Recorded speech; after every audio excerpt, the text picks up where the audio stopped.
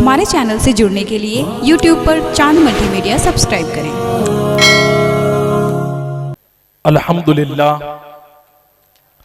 अल्हम्दुलिल्लाहि रब्बिल आलमीन वल आक़िबतु लिल मुत्तक़ीन वस्सलातु वस्सलामु अला सय्यिदिल अंबियाइ वल मुरसलीन अम्मा बअद फ़अऊज़ु बिल्लाहि मिनश शैतानिर रजीम बिस्मिल्लाहिर रहमानिर रहीम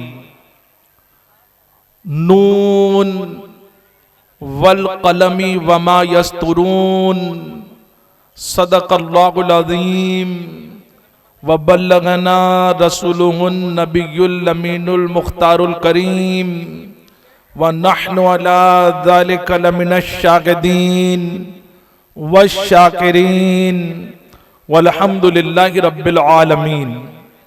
मिंबर रसूल पर, मिंबर नूर पर जलवागर हजरात उलमाए ज़वील एहतराम, आइम्मा मस्जिद, हुफ़्फ़ाज़ इकराम, मद्दाहाना रसूल सल्लल्लाहु अलैहि वसल्लम व महफिल में मौजूद मोहतरम बुजुर्गों, नौजवान दोस्तों, अजीज बच्चों, दूर दराज और घरों में बैठकर सुनने वाली इज्जत माँ, पर्दा नशीन, मुक़द्दस माओ, बहनों और कौम की प्यारी बच्चियों, अस्सलामु अलैकुम व रहमतुल्लाहि व बरकातहू।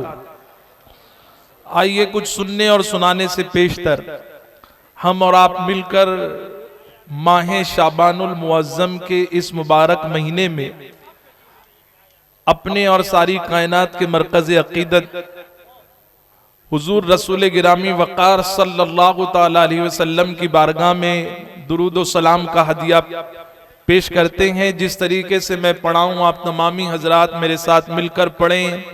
अस्सलातु वस्सलामु अलैका या रसूल अल्लाह, अस्सलातु वस्सलामु अलैका या हबीब अल्लाह, अस्सलातु वस्सलामु अलैका या नबी अल्लाह व अला आलिका व अस्हाबिका या नूर अल्लाह सल्लल्लाहु ताला अलैहि वसल्लम। मेरे प्यारे आका सल्लल्लाहु ताला अलैहि वसल्लम के प्यारे दीवानों, मुझे हुक्म दिया गया है कि मैं हमारे प्यारे मजहब, मुक़द्दस मजहब इस्लाम और एजुकेशन, इल्म के ताल्लुक से आपके सामने चंद बातें अर्ज करूं। लेकिन उससे पहले ये जो मुबारक महीना चल रहा है, इस महीने की निस्बत से आपके सामने चंद बातें अर्ज करूंगा ताकि माह रमज़ानुल मुबारक आने से पहले पहले हम और आप अपने आप को तैयार कर लें कि अल्लाह के हबीब सल्लल्लाहु ताला अलैहि वसल्लम की ये सुन्नत मुबारका है कि हम और आप माह रमज़ानुल मुबारक की तैयारी आखिरी दिनों में शाबान के नहीं करते, लेकिन जब हमारे नबी माह रजब का चांद देखती थी, रजब का चांद देखकर हुजूर सल्लल्लाहु ताला अलैहि वसल्लम ये दुआ फरमाते, अल्लाहुम्मा बारिक लना फी रजब व शाबान व बल्लिगना रमज़ान, के अल्लाह बरकत अता फरमा हमें माह रजब और माह शाबान में, और इन्हीं बरकतों के साथ पहुंचा दे हमें माह रमज़ान में। अब देखिए, शाबान की अजमत से आज के दौर का अक्सर मुसलमान गाफिल है, और गफलत ही का नतीजा है कि मुसलमान हर जगह रुसवा हो रहा है, मुसलमान हर जगह सारी दुनिया के लोगों से पीछे नजर आता है। आप जिस तरफ नजर डालें, बहुत कम ऐसा होता होगा कि हम और आप कहीं तरक्की की राह पर आगे नजर आती है। उसकी वजह क्या है? उसकी जो बहुत सारी वजूहात है, एक वजह यह है कि मुसलमान, चाहे वो रांची झारखंड में रहने वाला हो, यूपी में रहने वाला हो, हिंदुस्तान के किसी खित्ते में रहने वाला हो, मुसलमानों ने जहां बहुत सारे कामों को तर्क किया, वहां एक काम मुसलमानों ने सबने मिलकर तर्क किया, और वो ये है कि अपने नबी की सुन्नत को अपनाना, अपने नबी की तालीमात पर अमल करना, अपने नबी की पैरवी करना। ऐ सरकारे मदीना सल्लल्लाहु अलैहि वसल्लम के प्यारे दीवानों, अगर आप आलमी सतह पर नजर डालें तो पूरी दुनिया आज झुक रही है नबी की चौखट पर, और और एक आप और हम हैं। अल्लाह ने हमें मुसलमान बनाया है, हमें चाहिए कि हम नबी के दामन को मजबूती से पकड़े।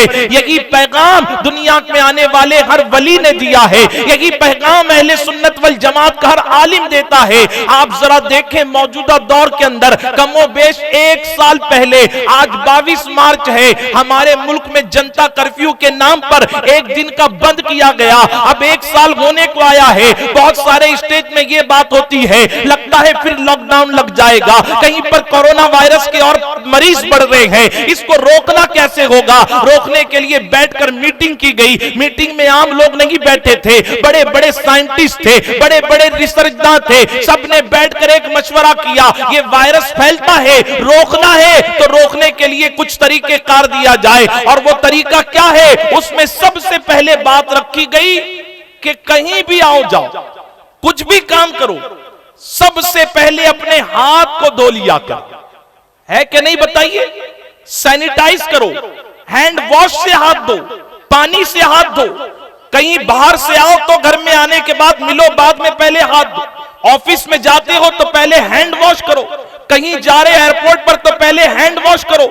मुसलमानों, आज पूरी दुनिया कहने पर मजबूर है कि सफाई की तरफ आओ, अपने हाथों को धो, अपनी सफाई का ख्याल रखो। लेकिन जब हम हमारे प्यारे नबी की सीरत को देखते हैं तो पता चलता है आज साइंस जहां घुटने टेक कर कह रही है कि हाथों को धोना चाहिए, वायरस से बचना है तो सफाई का ख्याल रखना चाहिए। और जब नबी रहमत सल्लल्लाहु अलैहि वसल्लम की सीरत को पढ़ते हैं तो पता चलता है नबी ने बता दिया दुनिया वालों को कि तुम वायरस के डर से इस सदी में धोगे। और नबी ने अमल कर कर बता दिया कि मेरे गुलामों, दुनिया वायरस के डर से हाथ धोएगी, लेकिन तुम वायरस के डर से नहीं बल्कि मेरी सुन्नत पर अमल करते हुए हाथ धोना। अल्लाह तुम्हारी वायरस से हिफाजत भी फरमाएगा और मेरी सुन्नत पर अमल करने का सवाब भी अता फरमाएगा। नारे तकबीर, नारे रिसालत। मुझे ये लगता है कि अल्लाह ने वायरस इसीलिए भेजा कि पूरी दुनिया नबी की चौखट की तरफ झुक जाए। आप पढ़े तो सही नबी की सीरत को। ये उर्से पाक के मौके पर जलसे क्यों मुनक्किद किए जाते हैं। और मैं यहां आने के बाद मुझे बड़ी मसरत हो रही है कि सैयद अमीनुल कादरी साहब किबला जो आने वाले हैं अहम पैगाम देने के लिए कि इस महफिल में कोई खुराफात नहीं है। वरना आप देख रहे हैं हमारे मुल्क का हाल कि उर्स के नाम पर कितने खुराफात हैं, कितने ढोल ताशे हैं, कितनी बुराइयां हैं। अल्लाह करे सारी खानकाएं, सारे दरगाहों से यही पैगाम जाए तो अक्सर सुन्नियत में इसी चीज से इनकलाब पैदा हो सकता है कि नहीं बताइए। अल्लाह ताला हम सब का यहां पर आना कबूल फरमाए। यहां पर बुलाने का मकसद क्या है? यहां आपका और हमारा आने का मकसद ये है कि हम अपने रिश्ते को अपनी नबी की सुन्नत, नबी की चौखट से मजबूत करें। जरा नबी की सीरत को देखें कि हुजूर रहमत आलम सल्लल्लाहु ताला अलैहि वसल्लम, हाथ धोना क्या है।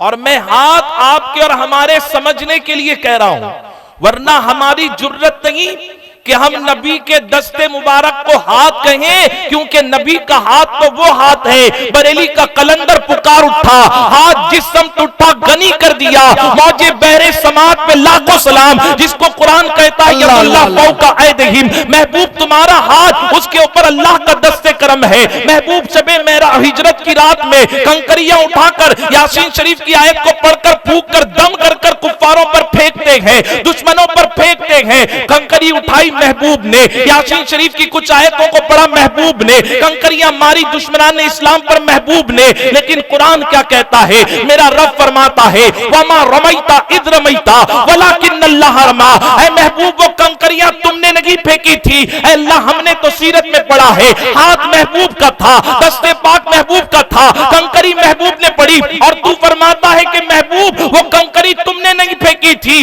ऐ अल्लाह तो वो कंकरी फेंकी किसने? तो रब फरमाता है मेरे बंदो सुन लो, हाथ महबूब का था लेकिन हाथों में ताकत उसके परवरदिगार की थी।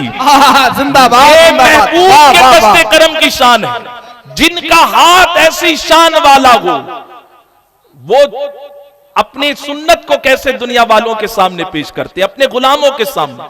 हमारे नबी सल्लल्लाहु अलैहि वसल्लम जब सुबह बेदार होते, और बेदार आपके समझने के लिए वरना मिंबर रसूल पर उलमा बैठे ये जानते हैं, आप और हम सोते हैं, आंख बंद होती है, हमारा वुजू टूट जाता है, लेकिन अंबिया की जब आंख बंद होती है तो आंख बंद होती है, दिल गाफिल नहीं होता, दिल अल्लाह की याद में मशगूल होता है, उनका वुजू नहीं टूटता। लेकिन जब हमारे नबी सुबह उठते थे तो सबसे पहले जाकर अपने दस्ते करम को धोते थे, कहीं बाहर से तशरीफ लाते थे, घर में आने के बाद सलाम कलाम करते लेकिन मिलते नहीं, सबसे पहले अपने दस्ते करम को धोते थे। अल्लाह अकबर। खाना खाने से पहले अपने हाथों को धोना, खाना खाने के बाद हाथ को धोना। या रसूल अल्लाह, आप पर हम सब के माँ बाप कुर्बान हो, आपका हाथ तो मामूली हाथ नहीं है, अरे आप तो खुद पाक है, और आप ही पाक नहीं है, अल्लाह ने तो आपकी नस्ल को पाक बनाया है। आप तो ऐसी नस्ल के, आप तो आपके जरिए ऐसी नस्ल चली है कि मेरे इमाम ने कहा तेरी नस्ल पाक में है बच्चा बच्चा नूर का, तू है ऐने नूर, तेरा सब घराना है नूर का। मुसलमानों, हमारे नबी ने अपने दस्ते करम को क्यों धोया? नबी पैगाम देना चाहते थे, अरे वो नबी जो ऐसे पाक हो, ऐसे पाक हो। आप अंदाजा लगाएं, दुनिया में तमाम अंबिया इकराम हजरत आदम अलैहिस्सलाम से लेकर हजरत ईसा अलैहिस्सलाम तक आए, हमारे नबी तक, उनसे पहले जितने भी अंबिया इकराम आए, उनकी उम्मत को अगर इबादत करना होता तो वो पाक होने के लिए पानी का इस्तेमाल करते। आप और हम भी करते। नापाक हो गए, हमने गुस्ल किया, वुजू टूट गया, वुजू करने के लिए पानी का इस्तेमाल किया। लेकिन तमाम उम्मतों की बात अलग, हमारी बात अलग। अगर हमको चारों दिशाओं में डायरेक्शन में पानी नहीं मिले तो हमें इबादत तर्क नहीं करनी, नमाजों को तर्क नहीं करना। फिर क्या करना है? पानी नहीं मिले तो मैं पाक कैसे हूं, वुजू कैसे करूं? तो अल्लाह ताला ने नबी के सदके एक तोहफा दे दिया, मेरे बंदे अगर पानी पर कुदरत नहीं है तो मिट्टी से तयम्मुम कर ले, मिट्टी से तयम्मुम करेगा, अल्लाह तुझे पाक बना देगा। तू नमाज भी पढ़ सकता है, इबादत भी कर सकता है। अब जरा सोचो, एक खलेरी के मुसलमानों, झारखंड में रहने वालों, आदम अलैहिस्सलाम आए इसी जमीन के ऊपर मिट्टी भी वही थी, ईसा अलैहिस्सलाम तक तमाम अंबिया इकराम अलैहिमुस्सलाम तशरीफ लाए इसी जमीन पर, इसी मिट्टी पर। लेकिन किसी नबी की उम्मत को मिट्टी से पाक होने का शर्फ नहीं मिला। ऐ अल्लाह, ये शर्फ हमें क्यों मिला? तो रब की रहमत जवाब देगी, ऐ मेरे बंदे सुन, आए तो सभी थे लेकिन महबूब नहीं आए थे। जब महबूब का पाक कदम मिट्टी पर लगा तो अल्लाह ने मिट्टी को भी तेरे लिए पाक बना दिया। जो नबी के कदम मिट्टी को पाक बनाए, इमाम रोजे पर हाजिर होकर कहते हैं, या रसूल अल्लाह, आपके कदमों से जब मिट्टी चमक उठी, आपकी नजर पड़ जाएगी तो मेरा दिल भी चमक जाएगा। इसीलिए कहते हैं चमक तुझसे पाते हैं सब पाने वाले, मेरा दिल भी चमका दे चमकाने वाले। सुभान अल्लाह, सुभान अल्लाह, सुभान नबी अल्लाह। के पाक कदम मिट्टी पर लगे, अल्लाह मिट्टी को हमारे लिए पाक बना दे। अब जरा अंदाजा लगाओ, ऐसे पाक नबी हैं फिर भी अपने दस्ते करम को क्यों धो रहे? नबी की गैबदा नजरों ने देख लिया, वक्त आएगा, वायरस फैलेगा, वायरस से बचने के लिए कानून बनेगा कि हाथ धोना चाहिए। जब ये कानून आया, हमने किसी हुकूमत का इनकार नहीं किया कि हम हाथ नहीं धोएंगे, क्योंकि ये हमारा मुकद्दर है मुसलमानों। जहां पर ये कहा गया तुहरु शत्रुल ईमान, के पाकीज़गी तुम्हारा आधा ईमान है, नबी ने अपने दस्ते करम को धोकर बता दिया, ऐ मेरे गुलामों, दुनिया वायरस के डर से मजबूर होकर धोएगी, तुम मजबूर होकर नहीं, अपने नबी की मोहब्बत में मसरूर होकर धोना। अल्लाह तुझे सुन्नत पर अमल करने का सवाब भी देगा और हर तरीके के वायरस से तेरी हिफाजत भी अता फरमाएगा। आज क्यों उम्मत पर जवाल है? आज क्यों उम्मत परेशानी में है?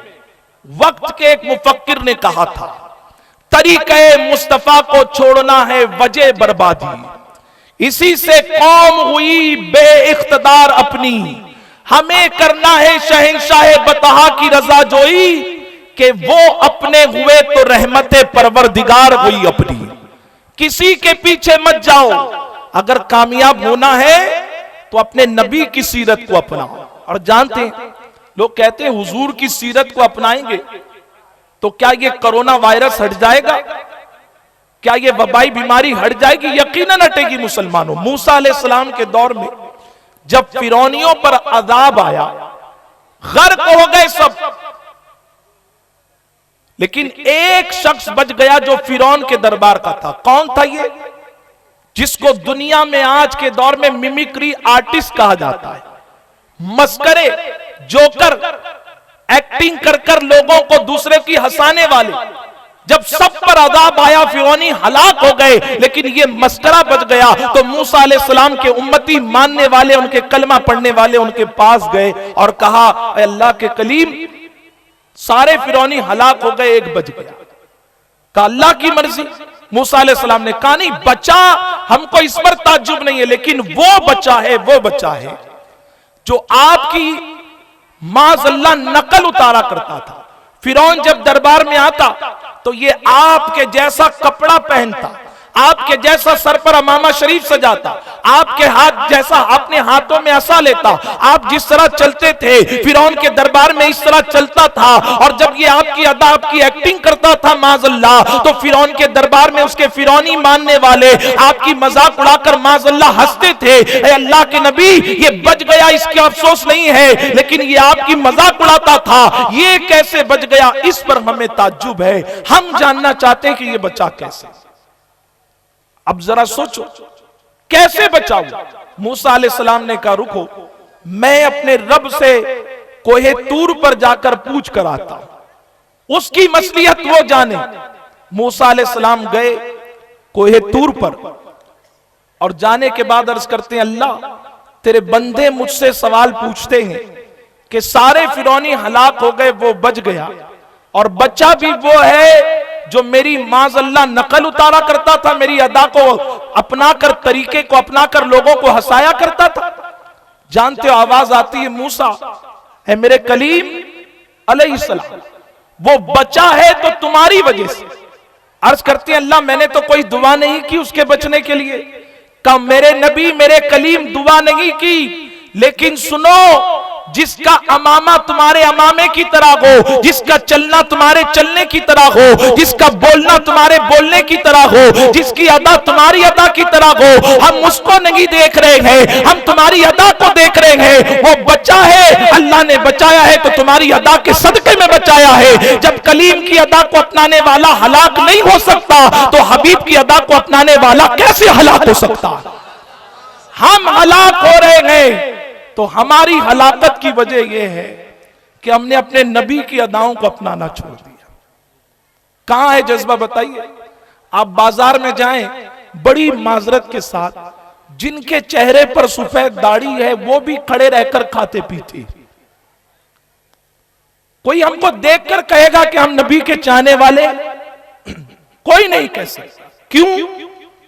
हमें फिक्र ही नहीं है कि हम नबी के तरीके पर चले, अपने आका की सुन्नत को अपनाएं। जानते सहाबा इकराम का मामला क्या था? एक सहाबी है हजरत हुज़ैफा इब्ने यमानी रदी अल्लाह ताला अन्हु, कैसर और किसरा के बादशाह के महल में बैठे हुए हैं और दस्तरखान लगा हुआ है।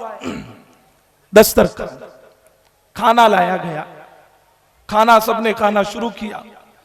खाना खाते खाते लुकमे में से कुछ दाने या लुकमे का कुछ हिस्सा दस्तरखान पर गिर गया। महल के अंदर दावत है, किसी रेस्टोरेंट में, किसी शादी की दावत में पैसे वाले नहीं आए, बल्कि महल में बादशाह है, शाही दावत है, बड़े बड़े लोग आए हुए हैं। सारे लोग खाना खाने बैठ गए।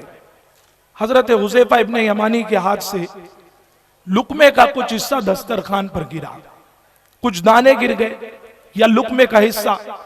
आप उसको उठाकर खाने के लिए आपने उन दानों की तरफ, निवाले के हिस्से की तरफ हाथ बढ़ाया। बाजू में एक सहाबी बैठे हुए थे, उन्होंने कोनी मारी, मेरे भाई इतनी बड़ी दावत, इतने बड़े लोग हैं, तुम इनके सामने ये गिरा हुआ लुकमा उठाओगे, लोग क्या सोचेंगे?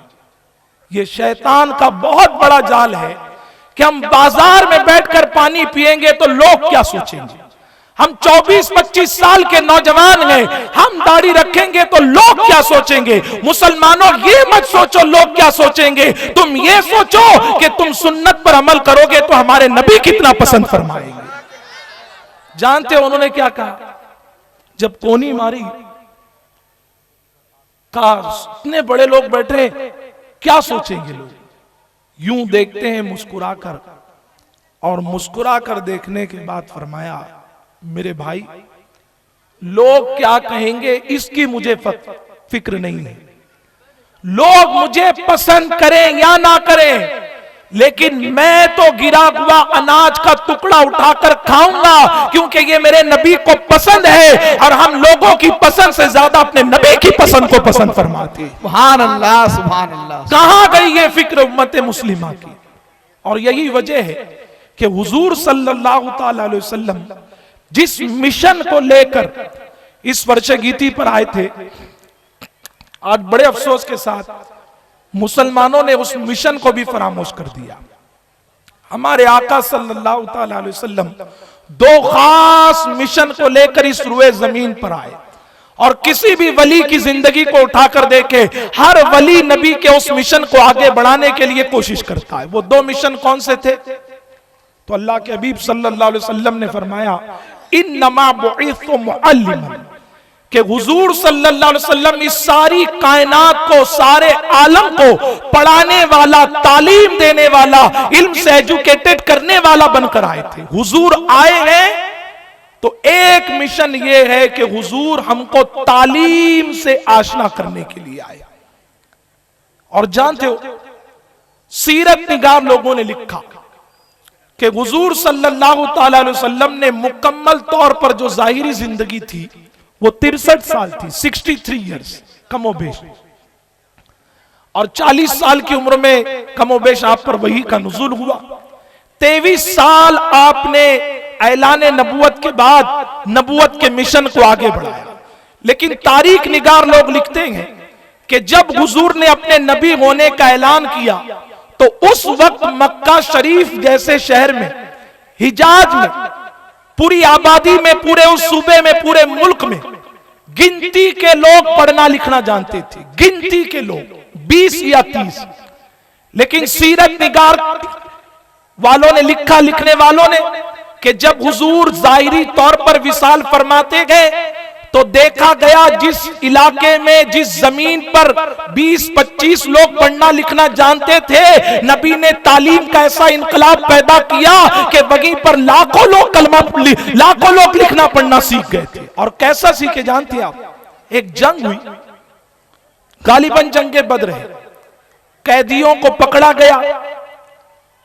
उन कैदियों ने कहा हम फिदिया देकर आजाद होना चाहते हैं। तो हुजूर सल्लल्लाहु अलैहि वसल्लम ने देखा वो 20-25 लोग जो पढ़ना लिखना जानते थे, उसमें से कुछ कैदी भी, उन्होंने, कैदियों ने कहा कि हमको आजाद कर दे, जो मांगो हम देने के लिए तैयार हैं।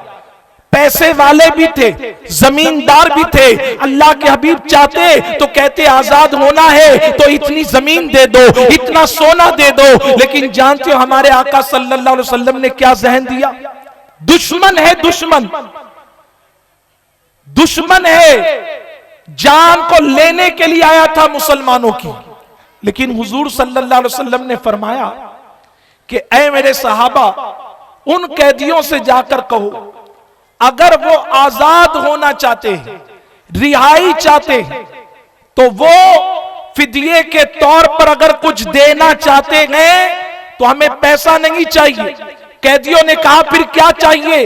हमारे नबी ने फरमाया जो लिखना पढ़ना तुम जानते हो, हमारी कौम के लोगों को सिखा दो, हम तुम्हारी जान को बख्श कर तुमके आजादी दे दे। दुश्मन से हुजूर जहन दे रहे हैं कि लिखना सीख लो। और हमारा और आपका हाल क्या है? हंसने की बात नहीं, कौम के लिए रोने की बात है कि कहीं निकाह की महफिल में आप और हम बैठे हुए हैं और इमाम साहब ने दूल्हे से कहा साइन करो। अगर आज के दौर का तरक्की याफ्ता एजुकेटेड दूल्हा है, उसने साइन कर भी दिया ना, तो फिर वकील की क्या हालत होगी, दूल्हे के वालिद की क्या हालत होगी, और मैं साइन की क्या बात करूं, दस्तखत सिग्नेचर की। कि आज के दौर का मुसलमान लिखाई पढ़ाई से अपने आप को इतना कोसों दूर लेकर जा रहा है कि आप खलेरी गांव के मुसलमानों के जेब को तलाश करें, पैसा देखने के लिए नहीं कि उस जेब में 5-10 रुपए की पेन है किसके पास, आप खुद बैठे बैठे अपने आप से सवाल पूछें, मेरी जेब में 10 की नोट, 500 की नोट, 1000 2000 की नोट और पैसे तो हो सकते हैं, मोबाइल 4G वाला एंड्रॉइड तो हो सकता है, मेरे पास गुटखा तंबाकू तो हो सकता है, लेकिन क्या मेरे पास 10 रुपए का एक पेन हो सकता है? ये पेन की ताकत क्या है मुसलमानों? आज रिश्ता अगर कुरान से मजबूत होता ना, तो झारखंड, रांची, कलेरी के मुसलमानों की बात नहीं करते, दुनिया के हर मुसलमान की जेब में 1 रुपया नहीं होता, उसको गम नहीं होता, लेकिन बगैर कलम के वो जिंदगी गुजारना पसंद नहीं करता। क्या है ये कलम? ये कलम सिर्फ दिखाने के लिए कह रहा हूं, वरना कलम क्या है ये कोई अल्लाह की किताब से पूछे। 114 सूरे हैं कुरान मुकद्दस में, 114 सूरों में अल्लाह ताला ने कलम, पेन की अजमत को बयान करने के लिए, बताने के लिए कि देखो मेरे नबी जिस मुकद्दस दीन की तालीम दे रहे हैं, दावत दे रहे हैं, वो कलम, वो मजहब पढ़ाई लिखाई की तरफ कितनी लोगों को तरगीब दिलाता है, वो मजहब लोगों को कितना एजुकेटेड बनाता है। अल्लाह ने कलम की अजमत को बयान करने के लिए पूरा एक सूरा नाजिल फरमाया, और उस सूरे का नाम क्या है? 29वें पारे में आप पढ़ें, उस सूरे का नाम है सूरे कलम। क्या नाम है बोलिए? कलम। अल्लाह पूरा सूरा नाजिल फरमाए कलम के नाम से, और मुसलमान जेब में गुटखा, तंबाकू, मोबाइल, पैसा तो रखना पसंद करता है, लेकिन कलम रखना पसंद नहीं करता। हम लोग बैंक में जाते हैं बैरर चेक लेकर या पैसे जमा करने, वो कहता है स्लिप भर कर लाओ, तो हम यूं यूं तलाश करते हैं और सामने वाले से पूछते हैं जरा पेन दीजिए, वो ऊपर से लेकर नीचे तक हमको देखता है और शायद यही सोचता होगा तुम मुसलमानों को पता क्या है कि कलम होता क्या है। हम रेलवे स्टेशन पर जाते हैं रिजर्वेशन टिकट लेने के लिए, हम वहां भी तलाश करते हैं कि पेन कहां मिलेगा। ऐ मुसलमानों, जिस मजहब में जिस नबी ने ये तालीम दी कि तुम्हारी जान का दुश्मन गए, उससे भी लिखना सीख लो, और आज लिखाई पढ़ाई का ये आलम है कि 10 रुपए का पेन मुसलमानों की जेब में नहीं है। और इस सूरे को पढ़े तो सही, कि शान के साथ ये सूरा शुरू होता है। अल्लाह करीम फरमाता है नून वल कलमी वमा यस्तरून, कलम की कसम, और कलम से जो लिखा जाता है उस लिखे हुए की कसम। एक बात समझाने के लिए कहूं, आप 4 लोग बैठे हुए हों और किसी बात पर बहस हो गई, आपका दोस्त कहे मैं तेरी बात को नहीं मानता, तो आप कहेंगे मैं अपनी मां की कसम खाकर कहता हूं ये बात जो कह रहा हूं सच, हालांकि शरीयत में इसकी इजाजत नहीं है। आप कसम खाते, इसकी कसम, इसकी कसम, इसकी कसम, लेकिन जो कसम आप खाते हैं किसी मामूली की कसम नहीं खाते, आप उसकी कसम याद करते हैं जिसका मकाम आपकी नजरों में बड़ा है। कोई कहता है बच्चे के सर पर हाथ रखकर कसम खाता हूं, कोई कहता है मां की कसम, कोई कहता है बाप की कसम। क्यों हमने ये कसम खाई? हम बताना चाहते हैं हमारी नजरों में इनका मकाम बहुत ऊंचा है। अल्लाह ताला फरमाता है कलम की कसम, ये कसम बयान कर कर अल्लाह ताला बताना चाहता है मेरे बंदों, कलम कोई मामूली चीज नहीं है, कोई मामूली चीज नहीं है। तुम्हारा अल्लाह इसकी कसम पर मारा है, कितनी ताकत है इस कलम में। और पूरी दुनिया के इंसान, मुस्लिम हो गैर मुस्लिम हो, किसी मजहब का मानने वाला हो, आप उसको मोबाइल दें तो जल्दी लोग यहां नहीं रखते कि हार्ट से अटैचमेंट है, कोई तकलीफ ना हो जाए, दूर रखो, नीचे जेब में रखो, साइड में रखो। पैसा दें, ज्यादा पैसा है लोग जैकेट के अंदर रखते हैं, पैजामे में रखते हैं, चोर जेब में रखते हैं। सोना हो, कीमती चीज हो, लोग छुपा के रखते हैं। लेकिन आप दुनिया के किसी 5 साल के बच्चे को भी आप अगर कलम दोगे ना, कलम पेन, कहां रखेगा? नीचे, पीछे, जमीन पर, वो कहेगा नहीं। ये कलम अल्लाह ने इसमें ऐसी तासीर रखी है कि ये तासीर बताती है कि ये जमीन पर रखने वाली चीज नहीं, ये तो सीने से लगाने वाली चीज। सुभान अल्लाह, सुभान अल्लाह। जो चीज वाह, वाह, सीने वाह, से लगाने की थी, क्या कहने, हमने उसको सीने से नहीं लगाया। इसीलिए आज उम्मत मुस्लिमा रुसवा हो रही है। बड़े बड़े लीडर कहते हैं हमको वोट दो, जब कामयाब होगे हम गिरी हुई उम्मत को उठाएंगे। मुसलमानों, लेकिन याद रखो, ये गिरी हुई उम्मत उस वक्त उठेगी जब हम अल्लाह और उसके रसूल की फरमाबरदारी करेंगे। हमारे नबी ने 14.5 साल पहले बता दिया, 14.5 साल पहले, 4 बनना कमो बेश 4 बनना, 5वां मत बनना वरना हलाक हो जाओ।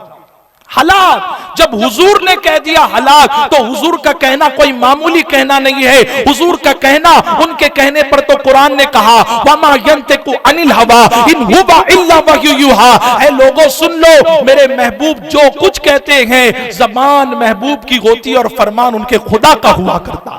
बरेली के कलंदर ने कहा वो जुबान जिसको सब कुन की कुंजी कहे उसकी नाफिस हुकूमत पे लागू। सुभान अल्लाह, नारे तकबीर। सभी लोग एक मर्तबा हाथ उठाकर नारे का जवाब दे। नारे तकबीर, नारे रिसालत। वो दहन जिसकी हर बात वही खुदा, चश्मे इल्मो हिकमत पे लाखों सलाम। देखिए, संजीदगी वाली गुफ्तगू में अक्सर लोग अवाम में से नारा नहीं लगाते हैं क्योंकि बात सोचने वाली होती है, और नारे की अजमत तो अपनी जगह। जानते, हुजूर ने फरमाया 4 बनना, 5वां मत बनना वरना तुम हलाक हो जाओ। ये 4 में से किसी एक क्वालिटी को मुसलमानों को अपनाना है वरना उम्मत मुस्लिमा हलाक हो जाएगी। हम हलाक क्यों हो रहे हैं? ये दुनिया का कोई लीडर नहीं, ये हमारे नबी ने पहले निशानदेही फरमा दिए। जब सहाबा ने सुना, बड़े अदब से अर्ज करते हैं या रसूल अल्लाह, 4 में से कौन सी चीजें हैं कि हमको 4 में से किसी को एक को अपनाना है, 5वें की तरफ नहीं जाना है? हुजूर ने सबसे पहले फरमाया हो सके, इफ पॉसिबल फॉर यू, मुमकिन हो तुमसे, हो सके तो अल्लाह के हबीब ने फरमाया हो सके तो आलिम बनो, आलिम। ये मिंबर रसूल पर जो आपको इस जमीन का नूर नजर आ रहा है, बहुत मामूली समझते। आज बड़ी हैरत होती है, कोई भी आया ये कौम उठकर खड़ी होती है, लेकिन आपकी मस्जिद के इमाम आए, आलिम आए तो हमारे पैरों में दर्द शुरू हो जाता है। ये इस्लाम है, गिव एंड टेक। आप किसी को इज्जत देने के लिए खड़े हो जाओ, लेकिन जो इज्जत के सबसे ज्यादा हकदार आपकी उम्मत, आपके जमात के उलमा है, उनकी ताजीम के लिए आप उठकर खड़े नहीं होते। अल्लाह हम सबको तौफीक अता फरमाए। आलिम बनना मामूली समझते। और देखो, दुनिया जब घुटने टेक कर हार जाती है ना, जब सारी यूनिवर्सिटी फेल होती है, सारे बोर्डिंग कॉलेज फेल हो जाते हैं, उस वक्त दुनिया के मुसलमान को याद आता है कि मेरा बिगड़ा हुआ बच्चा जो कहीं नहीं सुधरा, एक यूनिवर्सिटी है जिस यूनिवर्सिटी को मेरे नबी ने बनाया, उस यूनिवर्सिटी में बिगड़े हुए बच्चे को डालो, देखो वो यूनिवर्सिटी उसी बिगड़े हुए बच्चे को हाफिज कुरान बनने का शर्फ अता फरमाती। बिगड़े हुए से सारे ऐसे नहीं आते बिगड़े हुए, लेकिन माँ बाप खुद कहते हैं स्कूल डाले, बोर्डिंग डाले, नहीं सुधरा। लेकिन आलिम की सोहबत में आलिम उसको ऐसा निखारता है जो बच्चा किसी से नहीं संवरता, नबी के मदरसे में संवर जाता है। हुजूर ने फरमाया आलिम बनो, आलिम बनो। साहबा ने अर्ज किया आलिम के बाद क्या? तो हुजूर नबी करीम सल्लल्लाहु अलैहि वसल्लम ने फरमाया आलिम नहीं बन सकते। और हम लोग बहुत मामूली समझते हैं ना आलिम बनना। अरे इस जलसे में हम 3 घंटे के लिए आते हैं तो हमें नीचे बैठने में कितनी तकलीफ होती है। पहले आ गए जल्दी कुर्सी पर बैठ जाओ, वरना नीचे बैठेंगे तो कमर दुखेगी, पीठ दुखेगी। मुसलमानों अंदाजा लगाओ, एक बच्चा अपनी माँ के जन्नत जैसे आंगन को छोड़ने के बाद, क्रिकेट के ग्राउंड को छोड़ने के बाद 7-8 साल या उससे ज्यादा जब मदरसे में बैठकर इल्म हासिल करता है, जब जाकर अल्लाह उसको आलिम दीन बनने का शर्फ अता फरमाता है। हलाक क्यों हो रही उम्मत? वजह एक है कि एजुकेशन की तरफ आप और हम नहीं बढ़ रहे। और आप देखें कि अगर आप इस वायरस का स्टार्ट देखें ना, वायरस का स्टार्ट कहां से हुआ? आप कहेंगे चाइना से। चाइना टेक्नोलॉजी में बहुत ऊपर है, छोटी छोटी चीजों से क्या क्या नहीं बनाया। लेकिन जानते हो, वक्त के इमाम जाफर सादिक रदी अल्लाह ताला अन, अभी माह रजब में उनकी बारगाह में लोगों ने खीर पूरी की नियाज दिलाकर, जो कुंडे की नियाज के नाम से मशहूर है, खिराज अकीदत पेश की। जानते हैं दुनिया के 20 मशहूर फ्रांस के साइंटिस्ट गुजरे हैं, साइंटिस्ट, जिन्होंने एक किताब लिखी। उस किताब का नाम है द सुपरमैन इन इस्लाम। अब आप सोचेंगे सुपरमैन मतलब हवा में उड़ने वाला, सुपर का मतलब बहुत ऊंचा होता है, ऊंचा इंसान, ऊंचा मर्द इस्लाम में कौन है? अव्वल तो हम मर्द कहते हैं ना, लफ्ज मर्द, मैन हमारे सामने आता है तो हम सोचते हैं कि यार मर्द होता कौन है। आप नौजवान से पूछें तो वो कहेगा हजरत मर्द तो वो है जिसके आर्म शोल्डर बहुत अच्छे हो, जिसकी बॉडी अच्छी हो, जिसके चेस्ट नजर आते हो, जिसकी पैंट यहां से फटी हुई हो, जिसके जो बाल आधे टकले आधे कलर वाले हो। कोई कहेगा जिसके पास बहुत ज्यादा पैसा हो वो मर्द है, कोई कहेगा जिसकी दादागिरी चलती हो वो मर्द है, कोई कहेगा जिसकी तीन चार चार बीवियां हो वो मर्द है। लेकिन जानते हो असल में मर्द कौन है? मैं किसी भी मर्द को माज़अल्लाह गलत नहीं कह रहा हूं कि तुम्हारे अंदर मर्दानगी नहीं है, लेकिन जब ये मसला खुद इमाम जाफर सादिक के पास आया ना कि हुजूर लोग अलग अलग ओपिनियंस दे रहे हैं कि ये मर्द, जरा आप बताएं मर्द कौन है? तो आपने कहा महले बैत है नबी की, अपनी फिक्र से नहीं बताती। कहा फिर हुजूर कैसे बताएंगे? कहा हम तो जो कुछ बताते हैं कुरान से बताते हैं। का लेकर आओ कुरान, लोग वुजू किया और लेकर आए। का बैठ जाओ, लोग सामने आकर बैठ गए। का खोलो 18वें पारे को, लोगों ने खोला। का पढ़ो 35वीं या 37वीं नंबर की आयत को, अभी फैसला हो जाएगा। अल्लाह ने निशानदेही फरमा दी कि मर्द होता कौन।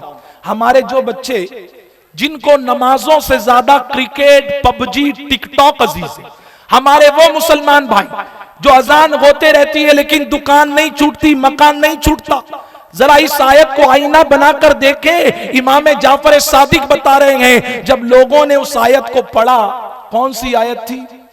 रिजालुन ला तुल्हिहिम तिजारतुन वला बैउन अन जिक्रिल्लाह। मफहूम क्या है? अल्लाह फरमाता है मर्द तो वो है वो जो दुनिया से, दुनिया के खरीदो फरोख से मोहब्बत नहीं करता। अल्लाह फिर जो मर्द होता है किससे मोहब्बत करता है? तो उसकी रहमत जवाब देती है जो मर्द मोमिन होता है वो तो अल्लाह के जिक्र से मोहब्बत करता है। आईना बनाकर देखो तुम और हम कहां खड़े हुए हैं। इमाम जाफर सादिक हैं, 20 साइंटिस्टों ने किताब लिखी।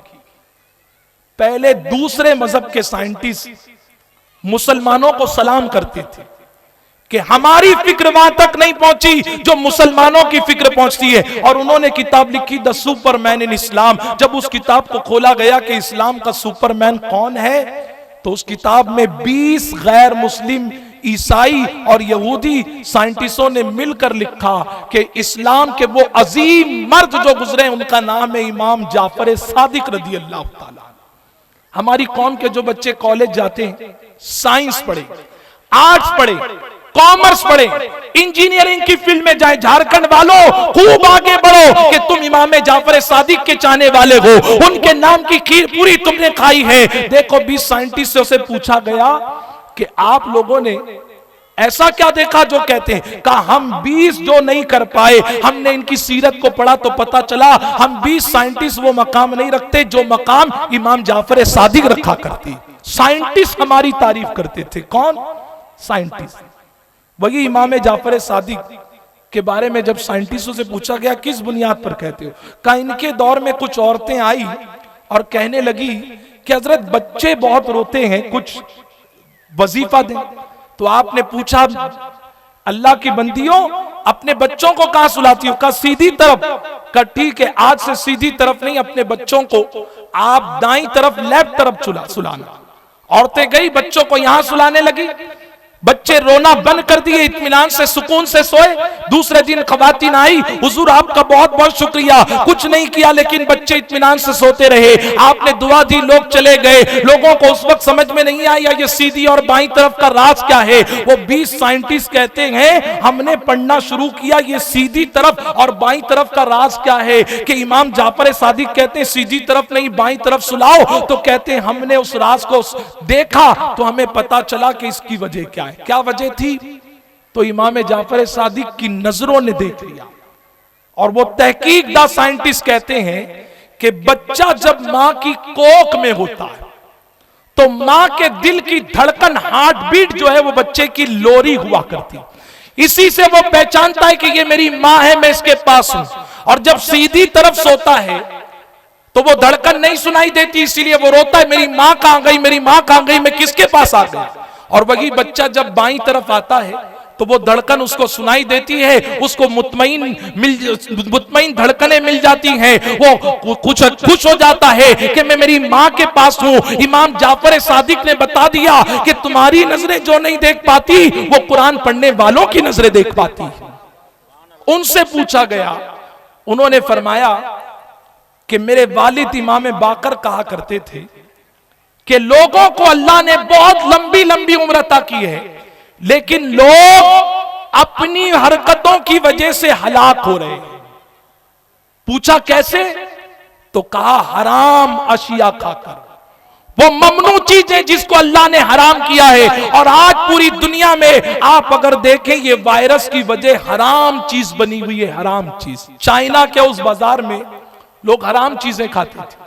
चाइना ने इतनी तरक्की की, इतनी तरक्की की, missile, rocket, bullet train, mobile सब है, लेकिन वो इतनी तरक्की नहीं कर पाए कि एक इंसान के पेट में क्या जाना चाहिए। और बड़ी हैरत होती है, चाइना तरक्की नहीं कर पाए, इंसान के पेट में क्या जाना चाहिए। लेकिन ऐ मुसलमान, तू अपने आप को तो देख, तू कुरान का मानने वाला, नबी का चाहने वाला, बरेली से रिश्ता रखने वाला, गौसो ख्वाजा का अकीदतमंद, तू अपने मुंह में क्या डाल रहा है? गुटखा, तंबाकू, नस्वार, सिगरेट, बीड़ी।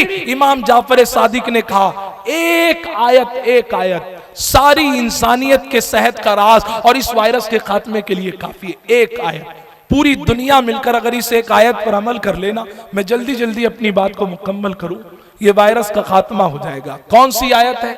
अल्लाह करीम फरमाता है, और मैं अपने कौम के उन बच्चों से कहूंगा जो नशा करने के आदी हैं, और अगर माइक की आवाज इस पूरे गांव में गूंज रही है, कोई गैर मुस्लिम बच्चा या कोई बड़ा सुन रहा है और वो भी नशावर चीजों का इस्तेमाल करता है, मैं उसको भी दावत फिक्र देना चाहता हूं इस मिंबर रसूल से। मैं आपसे पूछना चाहता हूं, अगर आप बाइक लेकर पेट्रोल पंप पर पहुंचे, आपने देखा पेट्रोल का भाव आसमान पर और डीजल कम है, आपने 500 की नोट निकाली और फ्यूल पंप के वर्कर से कहा